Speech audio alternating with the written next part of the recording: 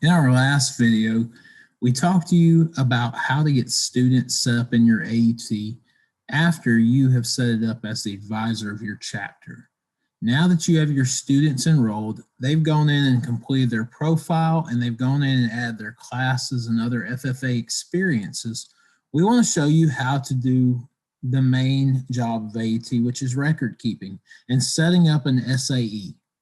So when you have a student come in to your class and you start them on their SAE journey, every student should have an SAE. That is one of our parts of our three-circle model is supervised agriculture experience. And with the push for SAE for all right now, it's a great method to get all of your kids involved with an SAE. So if you haven't visited saeforall.com, please go do that and check out what they have and the plan they have to offer. Because every student that comes in your class can start with a foundational SAE and then work up to a more submersive SAE as they work through. So you should have 100% every year of your students, or at least attempting to get 100% of your students involved with some form of SAE project. So how can you track that in AET? That's what we're going to show you today, is how to establish a project, and then the basic things I would do as a teacher to grade and evaluate their performance. And we're going to work up into how to do journals today. So the first thing to do when they log in is you'll go to the profile. On the profile, the student will need to go to the Project Experience Manager. After clicking on the Project Experience Manager, this will come up, and this will typically be blank. However, today we do have one already in here. One big thing about this screen you'll notice is students have this button here. If they click this off, it's going to deactivate that project. So it allows you to keep which projects are active versus what might be an old project. Like a senior may have a foundational project in here from where they were in 7th grade that's deactivated. So that's what this switch does here. So have your students go set up a new account. Today we're using good old Barney Fife again, and we are going to go in and name this project whatever their company name, if they're working for somebody, or if they have their own business, maybe their business name, or just some unique name to what the project is. We're going to continue with Gomer's Lawn Care. Then they will mark what experience level it is. In Barney's case, it's an individual. He's going out and doing this. He's working for someone else outside of school. If he was working at the school, maybe after school, working in the garden or the greenhouse, he could put school-based. And if it was a service learning or a community service type project he was doing, we would click that. So Barney's going to be an individual. And then we can establish what kind of project Barney has.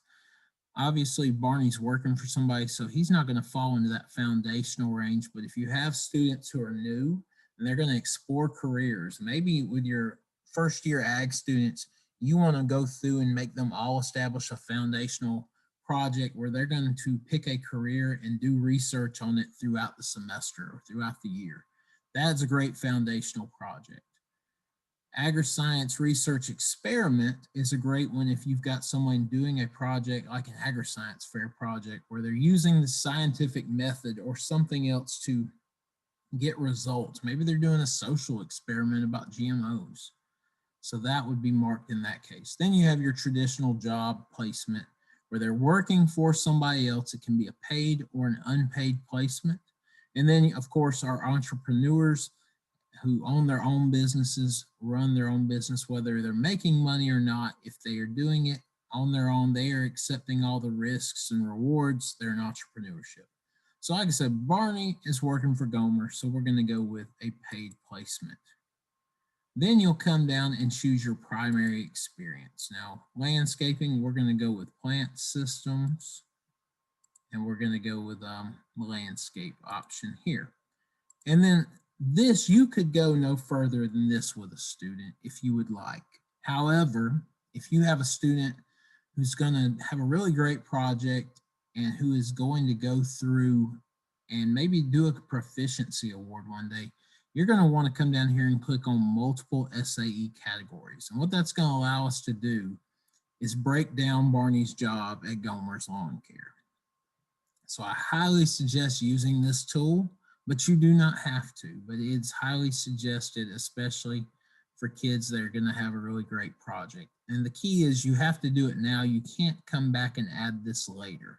So you have to go ahead and add this in when you establish the project. Otherwise, you could come back later and just delete the old one and add a new. But if you have journals and everything for that other project, that's going to cause you some heartache. So I highly suggest doing this now. So we're going to click multiple SAE, and you see it drops down a new menu. So now I'm going to establish what is it that Barney's doing. And I'm going to categorize things. So one thing Barney does is obviously is just lawn maintenance.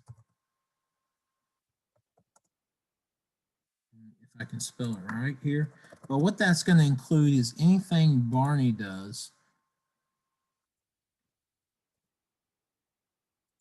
Anything Barney does to, as far as cutting grass, weed eating, edging, blowing grass clippings off, any of that type of thing, laying sod, that's going to go in this area. So again, we look over here. I think our best bet is to leave it in landscaping. Then maybe Barney also helps a little bit with irrigation. Maybe Gomer's Lawn Care does quite a bit of irrigation, installing sprinkler systems and that kind of thing. So again, I'm going to come in here and just make sure we've got everything kind of marked as best as possible. These may not all be the best, so look through there and browse and just kind of figure out what works best. And then finally, another thing Barney will do is actual landscaping. And here is where I'm going to log Barney's hours, where he's laying pine straw, putting in new flowers, maybe weeding in flower beds, things like that. That's where I'm going to put in his hours for that. So I think this should pretty well cover Barney's job, these three areas. And this is just going to, again, allow for me to have a very specific project. So we're going to save that.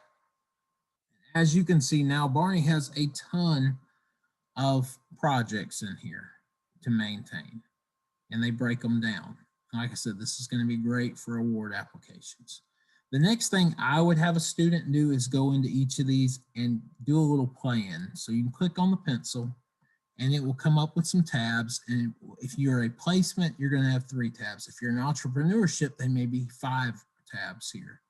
And I would have the student go through and answer some essential questions. They give you examples up here, like my interest and motivation for this project is blank. Maybe you have them copy and paste that below and fill that in, or something like that, so you can go through and figure out what is the student's project, and you can help them develop that project and help them grow in that project. So have them work through each of these things. This is great practice for later on when you're doing proficiencies. You can come back in here and realize what you did.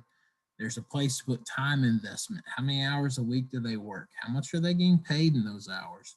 When do they start their project? When are they going to stop their project? And finally, you'll have a learning objectives tab where you can put in different skills based off the different clusters. So we're in plant systems. I'm going to go down here and pick one for evaluating, identifying, and preparing plants to enhance an environment. I would put that one maybe in my landscape project. So we can add that there. We can add as many as we want, save and go back. And then they can come in here and say, what activities are they going to do to develop that skill of evaluating, identifying, and preparing plants to enhance an environment. Maybe that's plant ID in their horticulture class. Maybe it's something they do by going to Lowe's and learning about different plants, just working on that skill. So they can put in here activities and what they're doing to reach their skill level. After they've done all that, they're going to hit save all and return. So now once the student has all of this in, they now can start learning about entering journals, which we'll talk about in our next video. Now, for you as a teacher and evaluating this, you will be able to go back and pull accounts and look at it to grade it. So if you want to grade this quickly, you can go to accounts, I believe it is, or reports, excuse me. And you can go and look at student detail reports. You can look at several different things here that will help you in grading your students. Or for this point, we'll go back to accounts, excuse me, and we will go to a summary of all students' progress and awards. And here you can tell if your students have a plan in place. So if they've done that pencil and they've established a project and they have filled that out, they will have a plan over here. If they have a 0 by their name, they do not have a plan. They have not done their job yet for you. So this is a place where you can come and check it, and you can always go to all SAE plans here, and it will pull a PDF report for you that you can view. And as a teacher, you can go through and grade your students based off this. So we see Gomer here where I started mine, but I didn't quite finish. So I would be able to grade that quickly. So wanted to let you know all of the options you have. This is very critical to your student success, and we encourage you to get your students started establishing their project. Like I said, in the next video, we'll go over next how to put in journal entries. So thank you so much for what you're doing for your students.